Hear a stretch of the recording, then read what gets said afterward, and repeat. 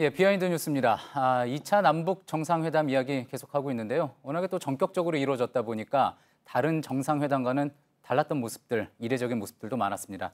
오늘 비하인드 뉴스는 정상회담 소식 중심으로 한번 꾸며봤습니다.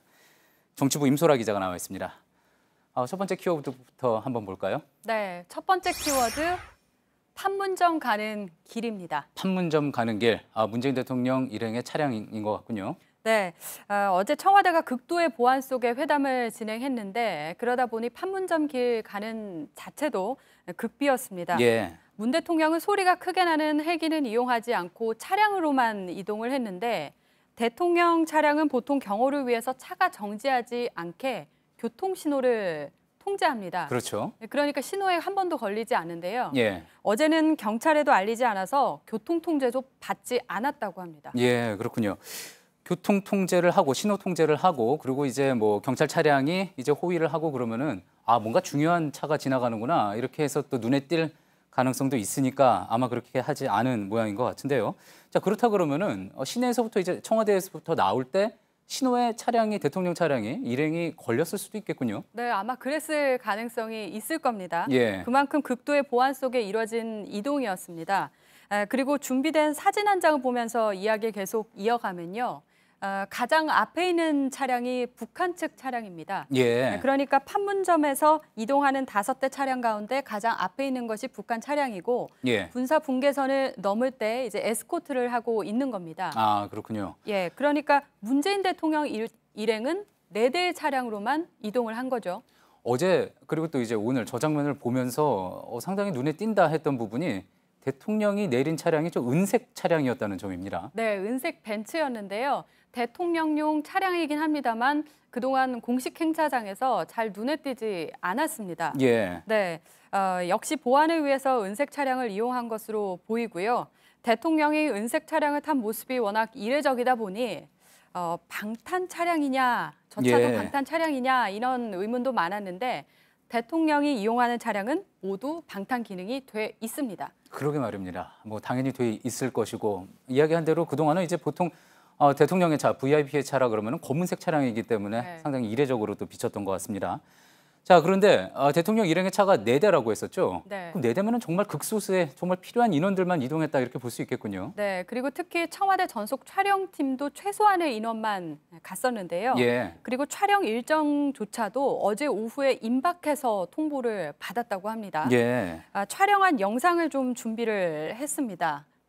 보면서 좀 이야기를 하면 좋을 것 같은데요. 예, 지금 나오고 네. 있습니다. 조금 전에도 막 화면이 흔들리는, 지금 나오고 있네요. 네, 지금 흔들리고 있죠. 김 예. 위원장의 얼굴을 찍다가 흔들리고 갑자기 엉뚱한 테이블을 비추는 모습도 있었습니다. 왜 저런 화면이 나오게 됐냐 좀 살펴보면 예.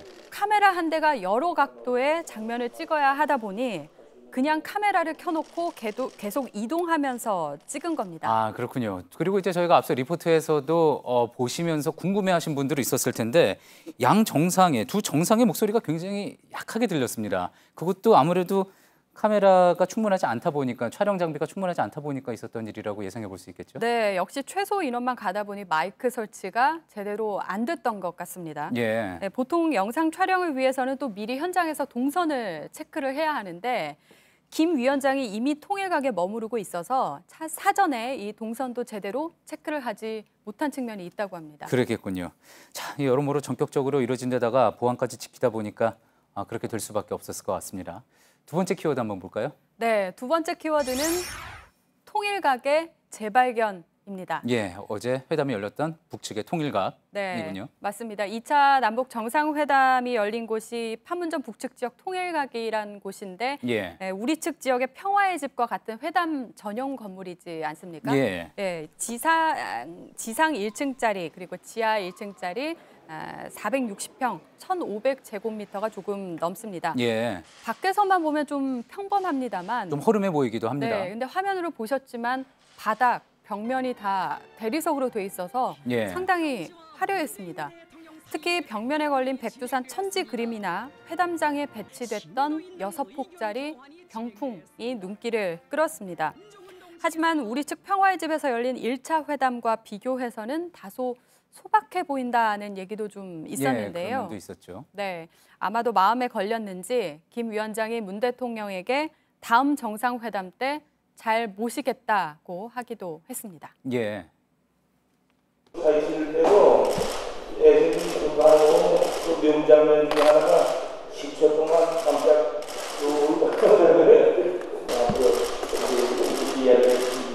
더운 결심이 발생하고 더운 열매들 좋아하는 4월달에 이제 평양을 하고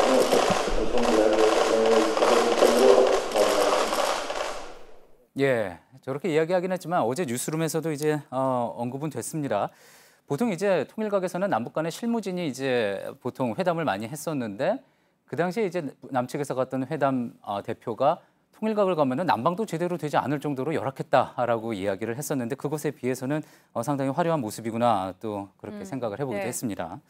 자, 그런데 어제 또 이제 문 대통령이 들어갈 때 북한군 의장대 사열도 받았었죠? 네, 맞습니다. 문 대통령이 통일각에 도착하자마자 도열해 있던 북한군 병사 20여 명이 받들어 총 자세를 취했습니다. 가장 앞쪽에 있던 병사가 의뢰용 검을 들어서 문 대통령에게 경례를 하는 모습이 눈길을 끌었고요. 예. 약식으로 사열을 받은 거죠.